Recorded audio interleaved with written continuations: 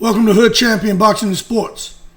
In boxing, you find a way to win or you find a way to lose. Who's the real victim here? I'm the real victim. Is it Claressa Shields? Is it the fans? Is it Laila Ali? That's what we need to sort out. Because it's like World War III going on out here. Claressa Shields, one of the greatest female boxers of all time. You got to give her credit for that. That's not up for debate. That's not what we're here to discuss. We know what she did with the gold medals, being undisputed, up and down divisions.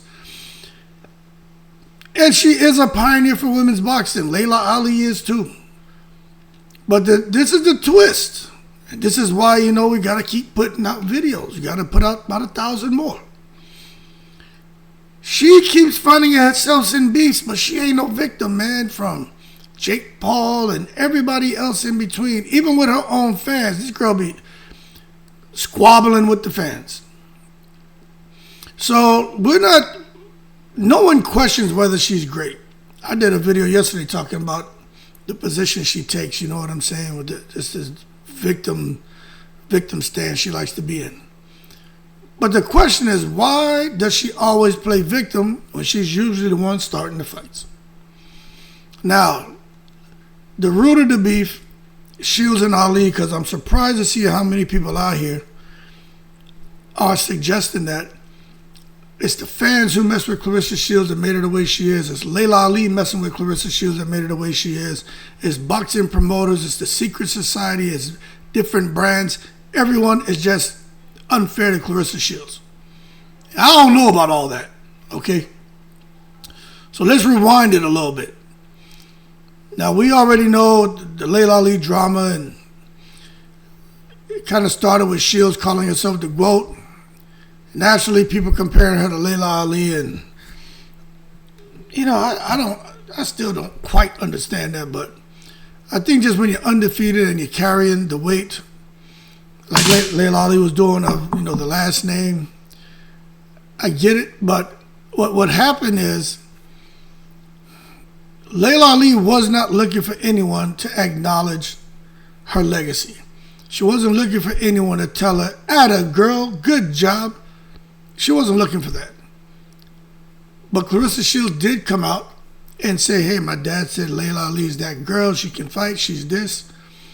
But she didn't continue with that respect. Instead, she started to throw shots at Laila Ali's legacy, at Laila Ali. Calling her old, saying she ain't fought nobody, talking about her era was weak, I would whip her ass, all this stuff, man. So now imagine this, right? A young fighter comes along, and instead of giving props to the pioneers, they say, "You weren't that good."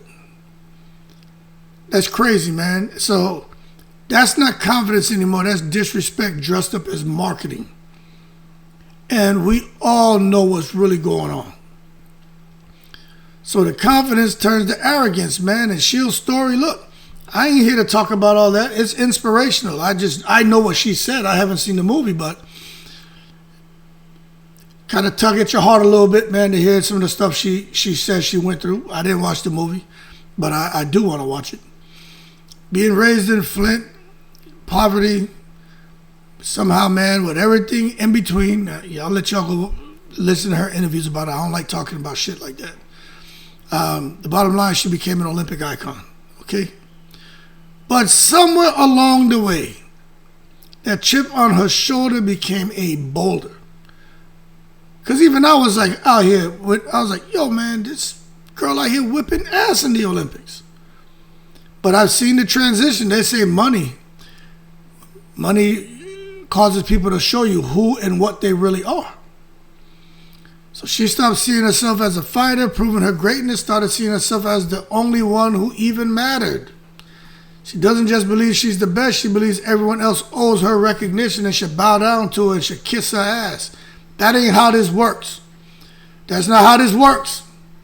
And for sure, Laila Ali, Christy Martin, and any of those women that fought before her, ain't none of them kissing her ass. Matter of fact, ain't none of these women right now thinking about anything along those lines. They're looking at her, if anything, saying she's an asshole.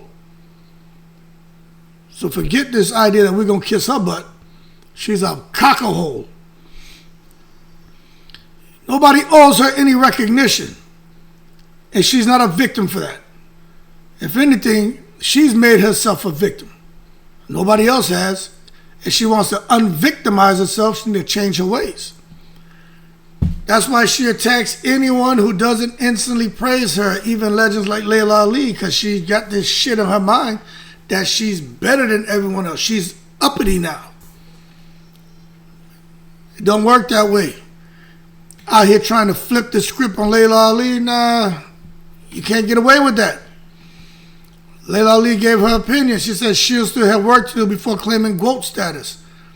Claressa fired back. Laila jealous. She never accomplished what I did. I beat her in her prime. Easy work. She's a bum. Sound like a broken record whenever it comes to talking about other female fighters. Give them no credit. They're all bums. Those aren't quotes from a humble champion. Don't sound like that to me. That's a social media war cry.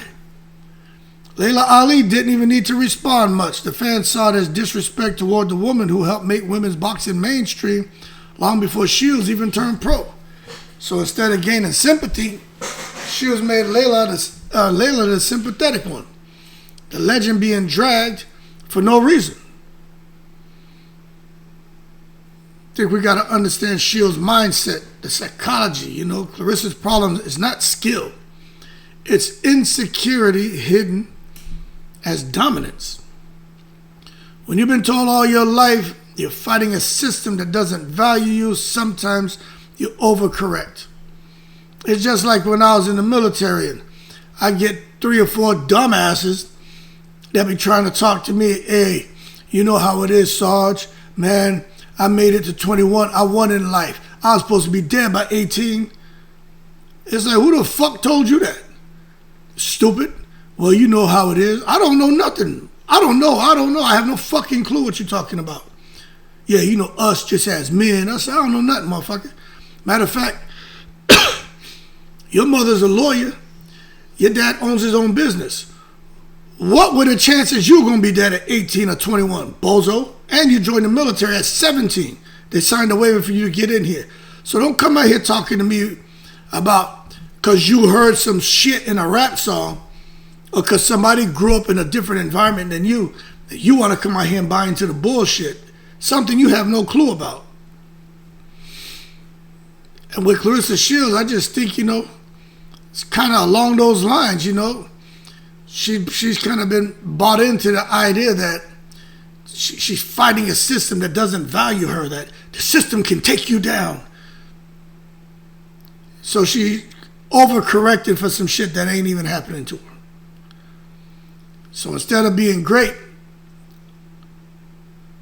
and saying, I'm great, but I respect greatness, it becomes no one's better than me. And if you think so, you a hater. That's where the victimhood narrative starts. She plays that nobody gives me my flowers while simultaneously burning every garden around her. So she got to figure that out because her track record of beefs is kind of crazy. Her resume of conflicts is longer than some fighters' win streaks. Laila Ali, respect issues. Savannah Marshall, trash talk turned personal. Jake Paul called him bad for boxing and argued for more exposure from him. Beef with media outlets, accusing them of bias whenever they praise another woman. Even tension with fans when they critique her, she blocks them or responds with insults. That pattern tells a story. When you fight everyone, it's not about them anymore, it's about you. Everybody you want to sit here, man, and punch in the mouth. And I'm going to say what, I'm going to speak my piece. You're going to be in the position you're in right now, looking crazy. Now, making other female athletes the victims? Let's talk about what this does to other women in the sport. Instead of being a leader for the next generation, Shields' constant clashes make the scene toxic. Laila Ali paved the way, Katie Taylor pushed the sport into mainstream arenas, Amanda Serrano opened the money doors, and yet Shields often talks like she alone built the house. That attitude disrespects every woman who fought for equal pay, TV time, and credibility before her. So, ironically, the Gwoat movement is alienating the very women she claims to represent. Laila Ali's position is a true professional, consummate professional. Say what you want about Laila, she never needed social media to validate her legacy. She let her record 24-0 stand, her knockouts, her name, and did the talking. When Shields attacked her, Ali stayed calm, collected, and classy, almost like she was watching a child throw a tantrum. That composure made Shields look petty and insecure in comparison. Laila didn't lose that war. She never showed up to fight it. Now, the brand damage, I'm telling y'all right now, I don't know what Claressa Shields going to do going forward. But with her talent, should have made her the face of women's boxing, could have made her the face of the sport of boxing. But sponsors, networks, and casual fans love, again, I've said this before, they love their hero story. Not a constant argument, not a mash-up, crash-up, not a disaster on feet. Every time she feuds online, she loses potential endorsements, crossover appeal, audience goodwill. That's why you see Katie Taylor headlining Ireland shows and Amanda Serrano landing big brand deals, while Shield is fighting to be liked. Not because of skill, but because of attitude. And trust me, this shit ain't a black thing. Y'all can stop that bullshit. It's an attitude thing. And this is the wrong channel if you think you're going to get that conversation. I know firsthand what attitude can do for you and what it can do to hurt you. And with Claressa Shields, all she had to do, she just make a minor refinement. She has everything it takes to be a superstar gazillionaire. But that stinking attitude,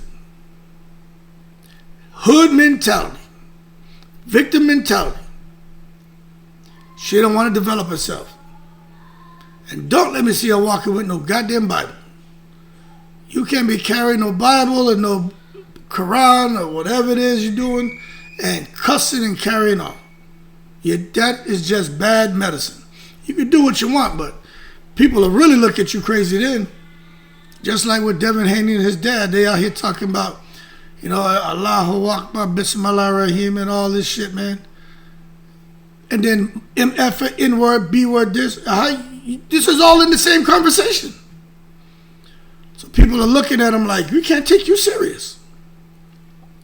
So she needs to evolve, man. And if things don't change, I know as far as what the future holds, I think there's a couple of things happens to her. I think isolation.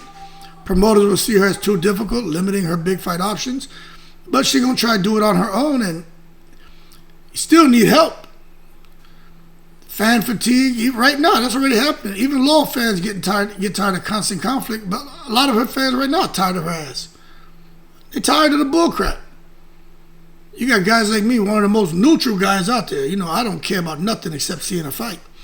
But even I'm like, what's wrong with her? You know what I'm saying? And I understand. Trust me, I understand everything. I get it. Understand everything. Her story, everything. Background, everything. But they got ghetto everywhere.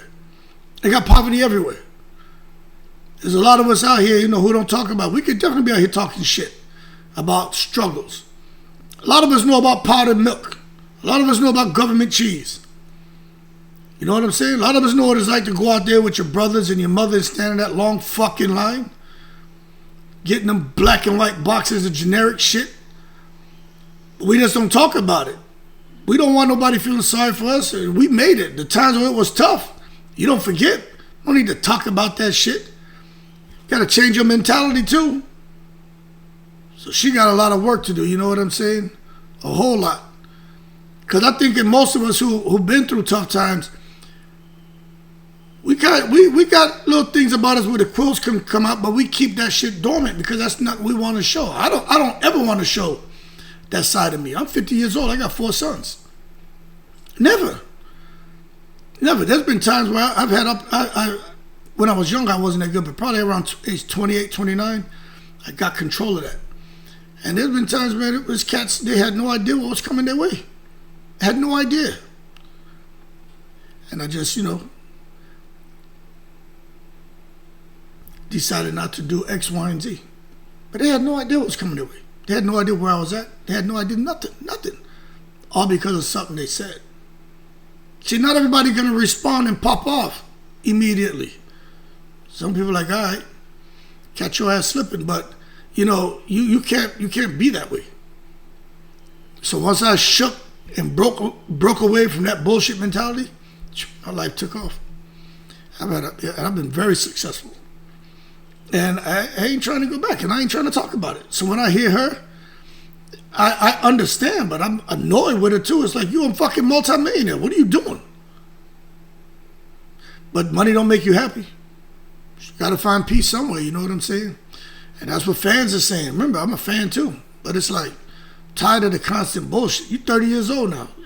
Right? By now, you should be looking to make some changes. Make some changes. You know what I'm saying? And you take on every asshole you meet, you'll be a busy person. How much longer is she going to sit here and take on every asshole she meet? But it's going to be a while for her to get things under control because she's created a shitstorm. She's turned a lot of people off. She's a public personality.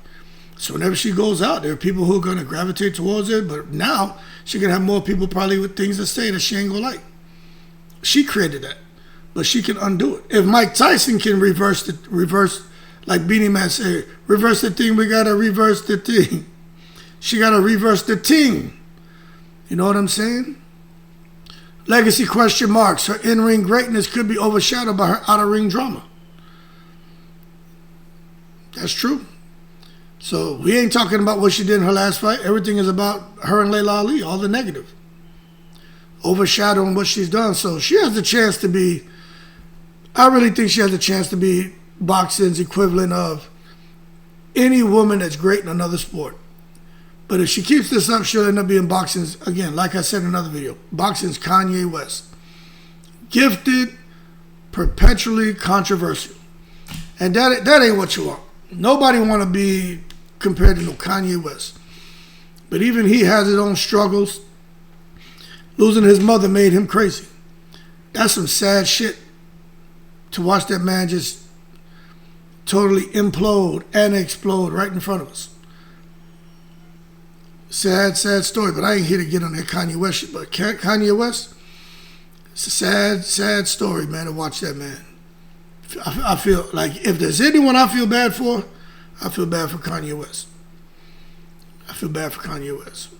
Because I know what that shit feels like.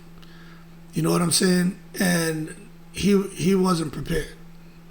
You ain't never going to be prepared, but, with some shit that I've been through, we kind of had an idea of some things, so it ain't make that shit easy, but you had an opportunity to discuss some things. With Kanye West, he didn't have an opportunity to tap to nothing. It just bad news. Mother's gone. And just the man's been all bad ever since. But the redemption path for Claressa Shields, how can she fix some of this stuff? Yo, man. She got to acknowledge the legends who came before her, including Laila Ali, and she got to stop mentioning Muhammad Ali's name. Stop comparing errors and start uniting them. Focus on fighting, not feuding. Use her platform to empower, not belittle other women in combat sports. If she flips her attitude, she can reclaim her image and still be remembered as a trailblazer, not a Twitter warrior. I know she was beefing with the chick from the MMA world too. Chick is a badass. Forgot her name. She looked like Vanderlei Silva, but she a female. Cyborg is her name. But the bottom line, Claressa Shields is not a victim. She ain't a victim. She out here on a warpath with everyone, but hopefully she get everything together. Got Papoose sitting like, Papoose, that's my man. Papoose, Pat. Look like there's a little bit of civility that's developing with her, seeing that she with a much older guy who's been through bullshit and understands the media, understands drama, and understands crap, and understands bad relationships. So let's hope that I hope they stay together. I know people are like, oh, she with a married man. I don't respect that. Look, I ain't got an opinion on that. You know what I'm saying? But what I will say is I hope it works out for him, because to be in something high profile like what she's in right now, if that don't work out, more fuel to the fire, and she gonna really spiral out of control. Anyway, She's not a victim, man. She's the architect of her own controversies. Generational talent who keeps tripping over her own ego. That's the sad part. She doesn't need to. Because if she ever learns that greatness speaks for itself, the whole world might finally listen. So that means she got to shut up and keep doing the business inside and outside the ring. But she got to make refinements to that attitude. Y'all keep cool. I'm in the breeze.